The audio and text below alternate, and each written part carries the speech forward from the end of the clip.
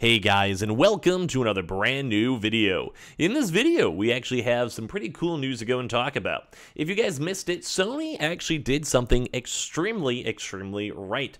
When it came to this stuff, we saw now that with the brand new Marvel's Spider-Man Remastered being officially released up on PC, it has actually been one of the best and most received games out here in quite some time. But there's quite a few different little smaller aspects and elements that they added to actually make this phenomenal, which has been the cream of the crop when it comes to Sony finally pushing into the PC market. Now, when it comes to this, you guys may have seen some really good news and reception when it came to both also God of War, the very first one, Horizon, the very first one, and a few other various games from the Sony market that have made their way to PC. But this one is actually no exception, where it does seem like it's been pretty much cream of the crop and pretty high tier when it comes with stock and stock everywhere. So I'm pretty hyped up for it. I'm going to talk about this, talk about some comparisons, talk about some specs, talk about some really big changes they actually did in the first place, and as well, should you even go be buying this stuff on PC, especially if you even have a PS5 overall. So a lot of things to go talk about, so make sure you guys are subscribed with the notifications on, and for the PS5 giveaway, we have the Amazon links down below, the Twitter and Twitch stream down below, and of course as well the Target links too on top of that, and let's go dive on in. So very first and foremost, if you guys missed it, we did have the official release now of Marvel's Spider-Man Remastered. And this actually came out on August 12th, as you guys can go and see. And the initial community response has been phenomenal, with a 96 approval rating, with over 6,000 user reviews, with an overwhelmingly positive review in top place. This is beautiful. This is so nice too as well. And there's also even folks that are trying their best to even go maintain this too as well. And like, look at some of these comments. Keep them coming to PC, and you shall get my money too as well. Sony, you like money. We like games. Give us Bloodborne, just be done with it too as well. Here's the money, waiting for Uncharted 4 plus DLC, and also please give us Bloodborne, The Last of Us 1 and 2, Uncharted, Ghost of Tsushima, Ratchet and Clank, Demon's Souls, Shadow of the Colossus, Returnal, and more newer releases. So you guys can actually go and tell, because a lot of these folks are also finding these reviews absolutely massive and helpful.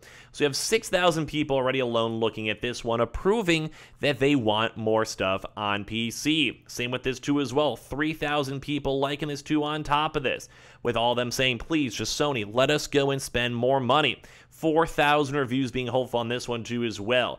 And it just kind of seems like Sony themselves have actually had a lot of pretty good successes and first-time reviews when it comes to Spider-Man and also other various games. So that's the first and foremost.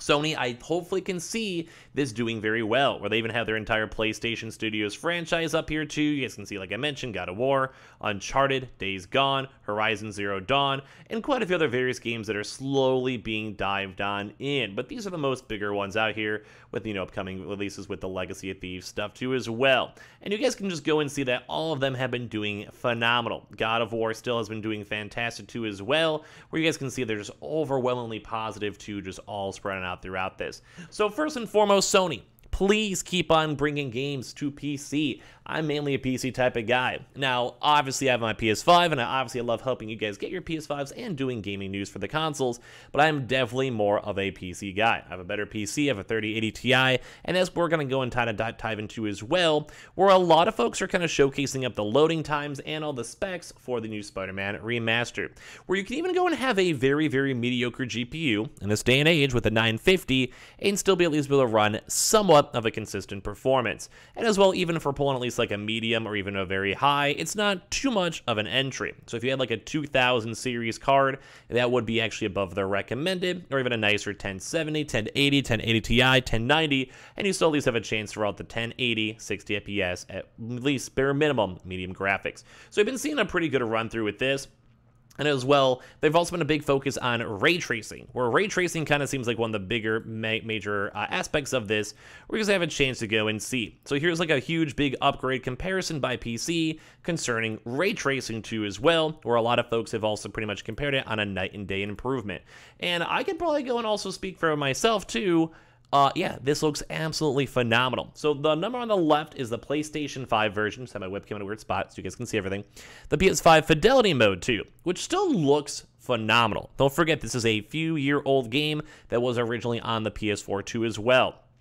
And you guys can see, like, like, this looks good. Like, if you're running through the entire city and you're going through all the movement, you're not going to have a chance to fully, most of the time, sit here, take pictures, do comparisons between the two. But even this, if you're just moving and swinging through the city, looks phenomenal. But compare this to the PC version. Look at the internal details and compare it to, like, say, the window shadowing, the actual skyline, the amount of details and textures, where I definitely am seeing more when it comes to bricks, when it comes to overall movements as well, and just also just the transparency. Look at the number of lines and everything else, and this is all in regards to the RTX when it comes to Spider-Man. And I will say, this looks absolutely beautiful on top of this. This is on max settings in 6K too as well. And that's one thing I think Sony pushed really well, is that the RTX, ray tracing, has been a phenomenal improvement for this. So, info articles say for Digital Foundry, who's very on top of all these big, deep analytical sides on the internals, is the hardware accelerated ray tracing support. They're happy to see a range of granular settings here, but very high exceeds in the high settings typically used by PS5. Building geometry boiled down into flat textures on consoles are fully modeled on PC. Texture quality is on an altogether different level quality. So we're just seeing like a massive improvement, massive changes, and a way bigger focus when it comes from their change up over here. Granted, we do have a few more years, and with PC, we also do get a few more, options, more transputing power with the GPU, CPU, SSDs, etc. So I mean, it kind of makes sense why the texture quality and everything else would be so much nicer with a few years in between. Also, we do have a chance to see a lot more of these fully reflected when it comes to shadows and world details, and sometimes even places where the PS5 has even no reflections at all. Nixie's also, which is I think a type just like a PC development type stuff, also offers PC users the chance to push out draw distances on objects and crowds and traffic beyond what also is available on the console, mainly because you just have a higher computing power. And that ties into the level of detail, crowd, traffic settings, and they've already had a chance to go and discuss in the two as well. So obviously you need to have a nicer, better PC, but at the same time it's cool. And also there's been a huge push in optimized settings as well for an easy to digest table. But ultimately they're working more on the variation of PS5's performance RT mode, and it's not always fully possible to match the settings precisely. Although they do kind of wish they can adjust the console version a little bit more, and I'm on that same exact boat too as well.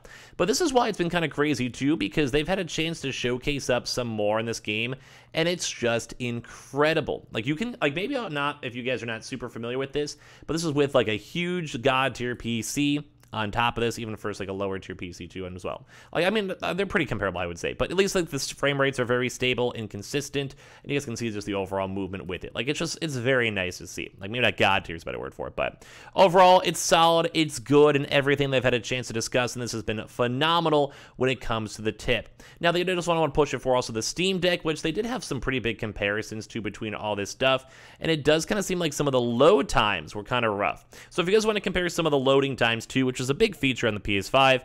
PC, if you guys do have a pretty nominal, decent SSD, most PC users probably do, they're seeing around a 2.8 to 3.5 second load time.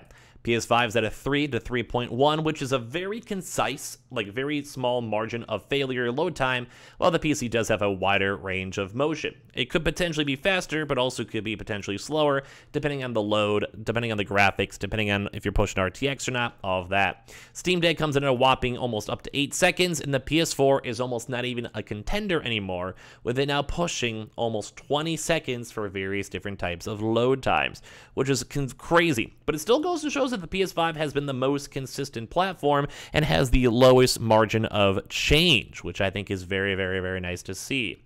And also a big thing to note is also the boot time, where even the PS5 still also had a better boot time. Now, this is surprising because some people could have like $4,000, $5,000, $6,000 PCs that are even on newer tech than the PS5, so it's insane to see on how well optimized still the PS5 even is. Now, granted, some of the features might be bigger and have to load more on the PC, but right now the PS5 has an average of 2 seconds for boot up time, PC at pretty much 3 to 3.5, Steam Deck at 7 to 13, and the PS4 at 35 seconds. So while we are still seeing really good news in terms of PC upgrades, there's still a lot of things where the PS5 are still kind of holding their own. But overall, it does seem like the community reception for the brand new PC version of Spider-Man Remastered has been phenomenal and great. Now we just have to hope that Sony will put even more games out there. in the near future. So give me your thoughts and comments down below as well. Make sure you guys are subscribed with the notifications on as well for the brand new PlayStation 5 giveaway. We have the Amazon links down below in case you guys want to check those on out. The Twitter and Twitch stream if you guys would like to go and follow. Would love to have you guys there. And of course, give me your thoughts and comments. Did you guys pick this up on Steam? Did you guys pick it up on PC? Did you guys pick it up on Sony platforms, PlayStation?